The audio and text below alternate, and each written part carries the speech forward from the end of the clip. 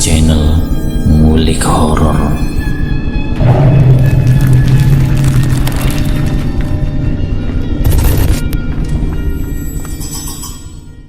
Assalamualaikum warahmatullahi wabarakatuh.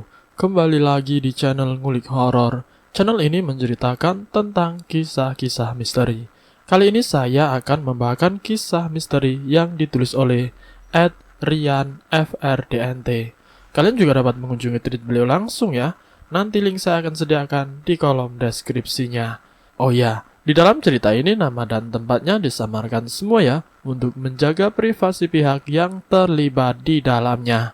Yuk daripada kita lama-lama, langsung saja kita simak ceritanya. Bismillahirrahmanirrahim. Kali ini saya akan membawakan kisah misteri yang berjudul Jeritan Dendam.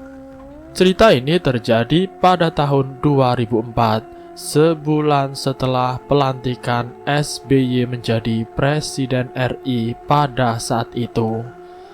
Tapi cerita ini tidak ada korelasinya dengan pemerintahan. Ini hanyalah perihal penepatan waktu semata. Dedi, begitulah orang memanggil namanya. Seorang pria yang lahir pada tahun 1972 itu diangkat menjadi seorang mandor proyek setelah sebulannya hanya menjadi kuli bangunan biasa. Pengangkatan Dedi menjadi seorang mandor dikarenakan sang mandor sebelumnya menderita gejala stroke dan kemudian mempercayakan jabatannya tersebut kepada Dedi. Dedi yang memiliki 1 istri dan 3 anak tersebut membawa berita bahagia ini kepada keluarganya. Semuanya pun menangis penuh haru mendengar Dedi yang sudah 10 tahun menjadi kuli bangunan itu tiba-tiba diangkat menjadi mandor. Esok harinya Dedi mengambil alih semua pekerjaan yang mandor lama di lapangan. Pihak perusahaan pun telah menandatangani pengangkatan Dedi sebagai seorang mandor yang baru. Semua berjalan normal dan bahkan teman-temannya pun mengucapkan selamat atas pengangkatan Dedi tersebut. Anak ketiga Dedi yang bernama Ecin Kuraisin menyarankan agar sang ayah tidak agul ku puyung butut. Pepatah dalam bahasa Sunda yang memiliki makna jangan sombong.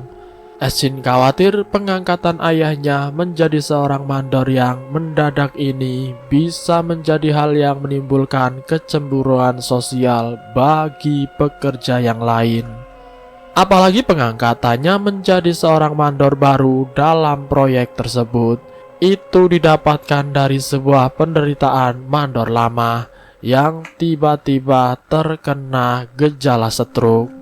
Setelah pengangkatan tersebut, istri Dedi yang bernama Ida Parida itu pun sering memperingati suaminya agar tetap ingat kepada Allah dan jangan lupa dengan perintah dan larangannya.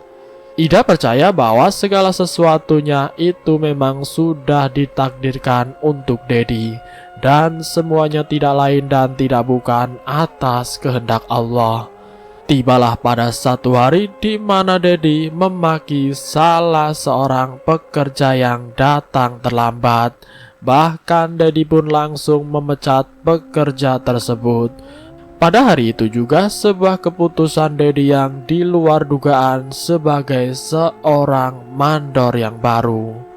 Beberapa hari berikutnya Dedi semakin menjadi.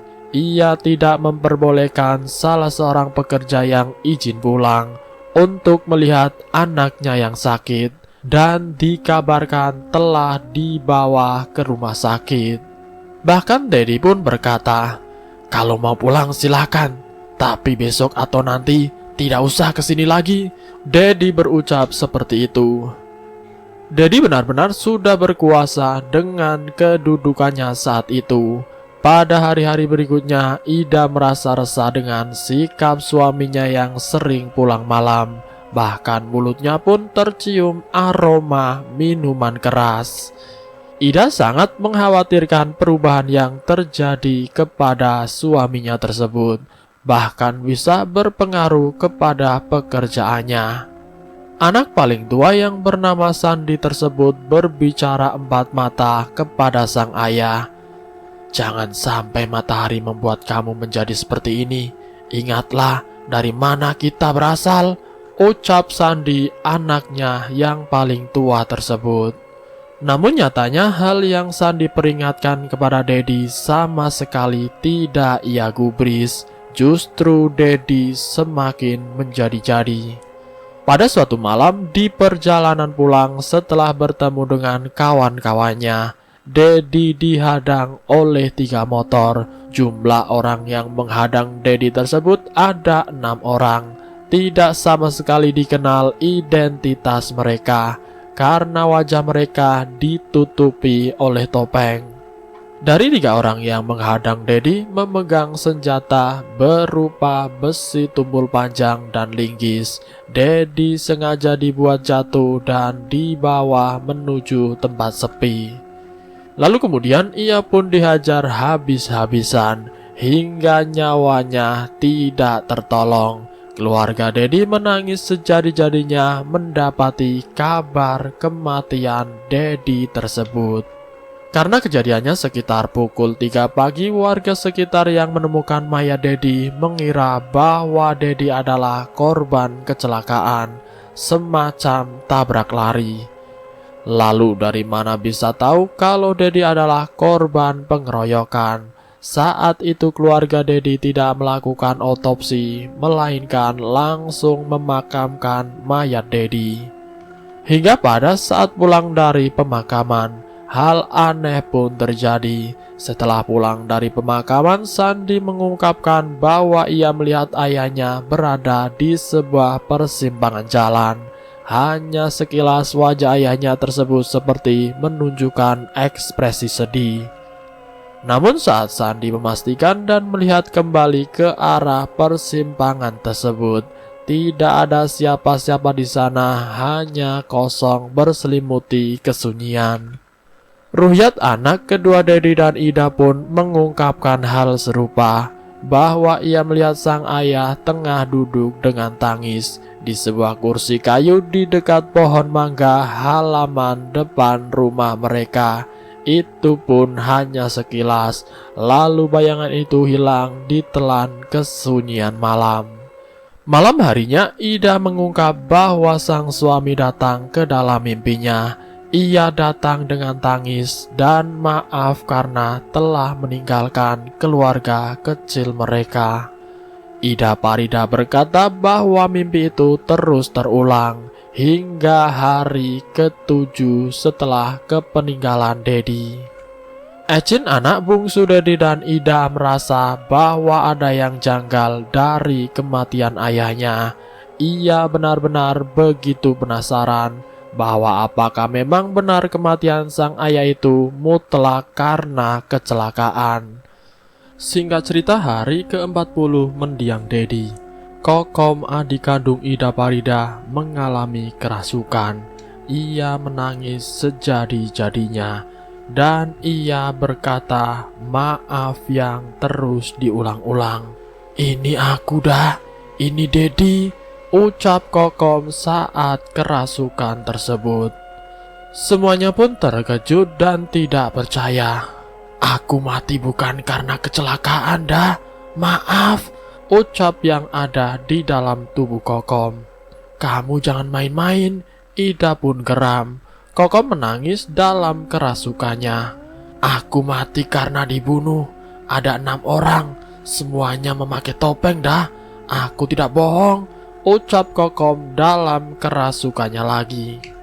Ida pun mengingat satu hal.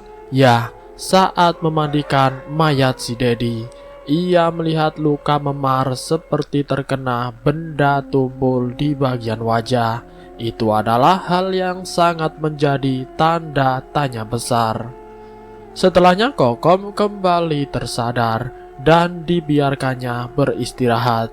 Saat itu Ecin berjalan terburu-buru dengan membawa pisau di genggamannya, disusul oleh kedua kakaknya.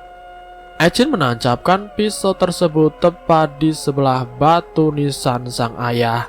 Ia pun berkata, kalau memang ayah mati terbunuh, balas dendam pisau ini kepada mereka. 3 hari kemudian ada sebuah berita yang sampai ke telinga keluarga Dedi, bahwa di perusahaan tempat Dedi menjadi mandor tersebut ditemukan 6 mayat pekerja yang mati tertimpa reruntuhan. Ida pun langsung teringat dengan perkataan Dedi saat merasuki adiknya. Aku mati dibunuh oleh 6 orang tersebut. Itulah kata-kata yang terbesit di dalam pikiran Ida. Dan selesai. Itulah kisah misteri singkat yang berjudul Jeritan Dendam. Semoga apa yang baik dari cerita ini dapat kita ambil, dan semoga pula kita dijauhkan dari sifat-sifat balas dendam, dan semoga pula kita selalu dalam lindungan Allah Subhanahu wa Ta'ala. Ambil sisi positifnya dan buang jauh-jauh sisi negatifnya. Terima kasih sudah mampir di channel kami. Jika kalian tertarik dengan video kami, silakan tekan tombol like, share, dan komen. Tekan subscribe untuk mengikuti video kami selanjutnya. Wassalamualaikum warahmatullahi wabarakatuh.